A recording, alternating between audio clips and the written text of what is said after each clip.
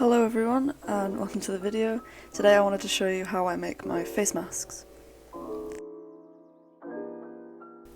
So I'm going to make sure that I link all of the materials as well as my fabric in the description below. I'm also following Billet's Baubles tutorial, so I'll make sure I link that as well. I'll also make a list of all my materials in the description below.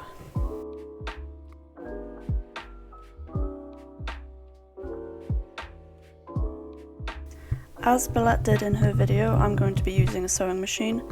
I'm not sure what model this one is, but I'm sure you can use any one.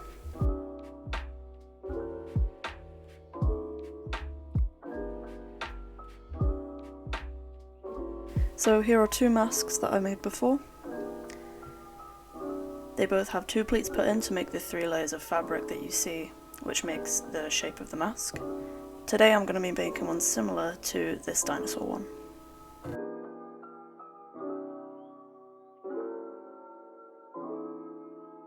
So our first step is to make some pattern pieces. Our big piece is going to be 9 inches across and 7 inches down. And our smaller piece, which is inside for the filtering aspect, is going to be 7 inches by 4.5 inches. So what I'm doing here is taking my larger piece, which is my 9 inch by 7 inch piece, and laying it down on my fabric of choice. Then I'm pinning it in each corner to secure it, and then I'm taking my fabric scissors and cutting them out. I repeated this step so I had 2 pattern pieces of my larger piece, which will be the front and back of my mask. Next, you're going to take the same fabric, you're going to take your smaller piece, which is your 7 by 4.5 inches, and pin each end. You're then going to take your scissors and cut it out. Remember, you only need one of these, but if you want some more filtration, you can put some more pieces of this. Next, I'm taking one of my larger pieces and placing it right side down, and then I'm taking my smaller filter piece and placing it in the middle. Doesn't matter what side this goes. I'm then going to pin it on the top and bottom just to secure it, and sew both sides down. This stitching doesn't have to be particularly straight, but you just want to make sure that it's secure onto your back piece.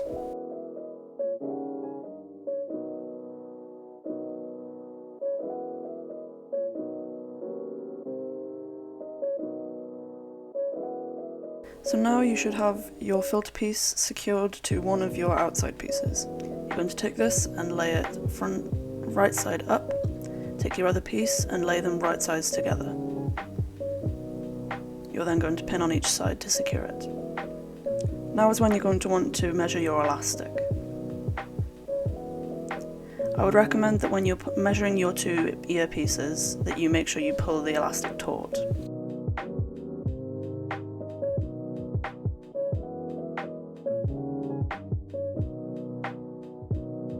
Once you bring this over to your machine, you're going to want to leave a little gap on the top edge of your mask when you sew it. This is to make sure that we can turn it inside out once we've finished. So from now you're going to sew all the way around the edge, but when you come to the corner, you're going to lower the needle, lift the foot, rotate your piece, and then you're going to grab one of your elastics. You're going to reach into the middle of your mask, in between the 2 fabric pieces.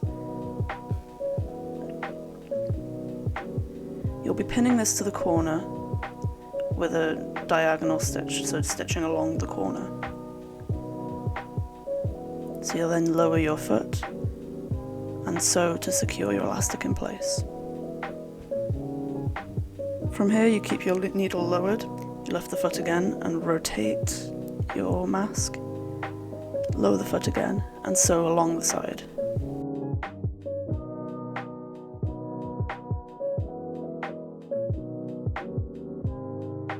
When you reach the other corner, you're going to lower the needle, lift the foot, but instead of adding another elastic piece, you're going to reach between your layers of fabric and grab the elastic you just secured in the corner before.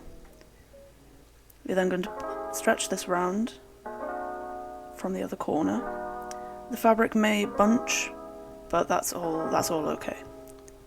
It'll work out at the end, trust me. So you're then just going to lower the foot and then sew across the corner to secure your elastic in place.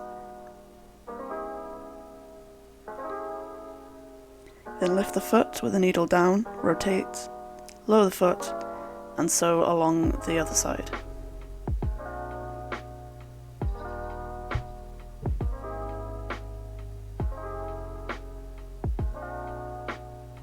And then from here, you're going to repeat the same thing with the other elastic.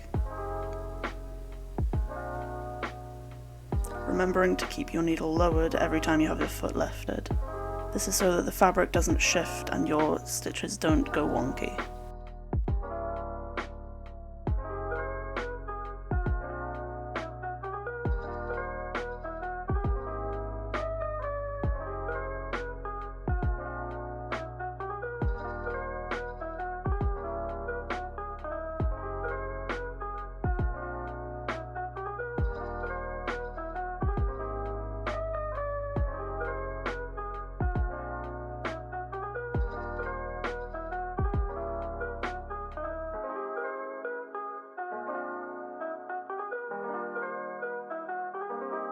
When you finish sewing all around, remembering to leave your small gap at the top for turning inside out. You can then snip your threads and remove from the sewing machine. From here now, you'll have some pins to take out, so be careful with those, remember they're there, like I almost didn't. Then you're going to, using the hole that you left at the top, some of your stitches may pull out, but that's entirely fine. You're going to turn your mask inside out, making sure that you turn all the corners out. You can do this quite easily by pulling on the elastics, just make sure you're quite gentle with it.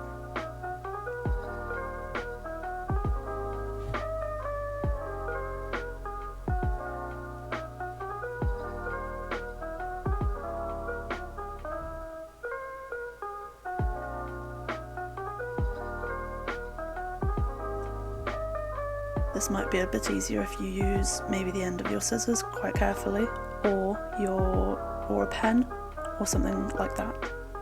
From here we're going to take this, and this is optional, but you can iron it to make sure that it lies nice and flat. As I did here, you can see all my edges are nice and crisp. So now is when you're going to pleat your mask. What I would recommend is pinching the fabric between your fingers, and then laying it flat, checking that it's in the right place as I did here, and then securing with one pin on each side.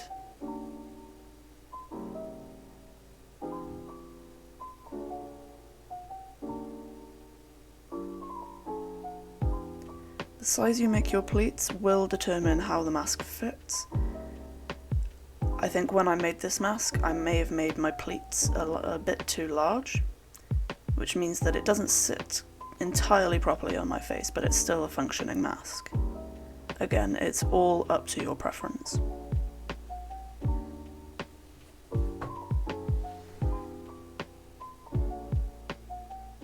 At this point you can try the mask on very carefully, making sure not to pin yourself with the pins. Then you're going to take your mask over to your sewing machine and sew a really thin border just around the edge of your entire mask, making sure you keep as close to the edge as possible, but if you can't, don't worry, just make sure that it's secure.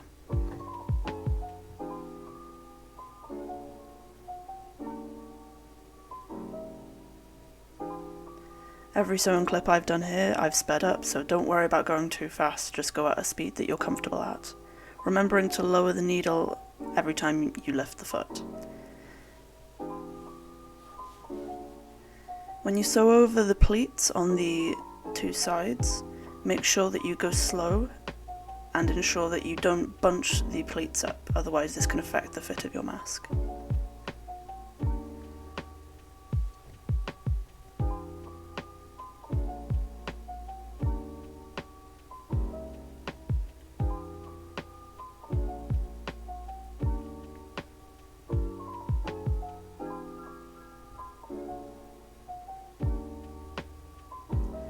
You can see here when I reached this side I had some issues with the fabric bunching up, so what I did was I strategically, as I might say so myself, lifted the foot and lowered it, keeping my needle lowered every time I lifted the foot, remember, and ensured that my fabric didn't stay bunched and that it sewed a nice straight line.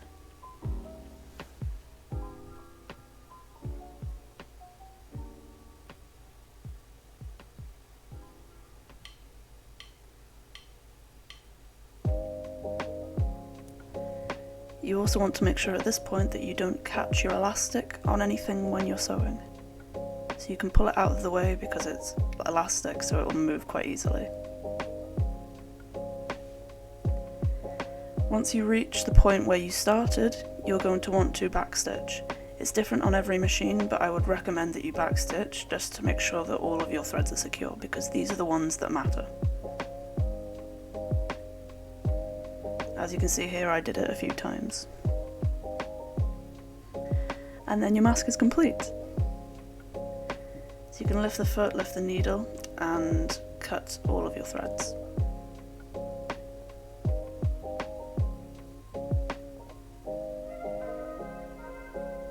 And here's the finished mask, once you've removed your pins, obviously.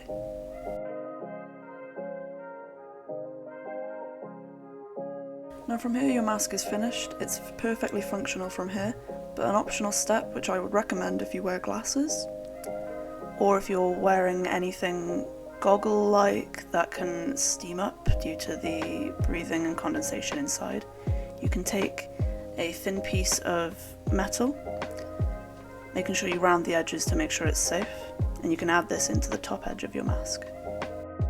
So all I did here was take my fabric scissors and cut a small slit into the fabric at the top of my mask on the inside, just big enough for you to fit your piece of wire through.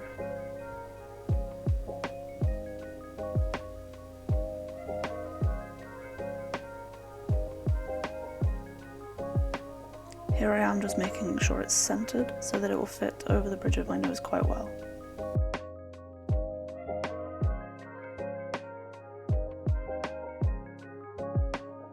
Take the same coloured thread as I used to sew the rest of my mask and just a regular sewing needle.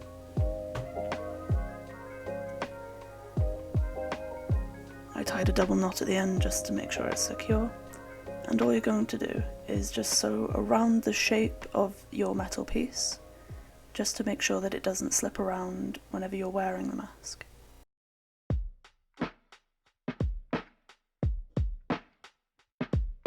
And here's the completely finished mask. Here I am showing you how the nose bridge works, and here I am demonstrating how they work with a pair of glasses. As you can see, it fits a lot more snug. I hope you found this video useful. Remember to subscribe to me and like the video if you enjoyed, and also check out Billet's bobbin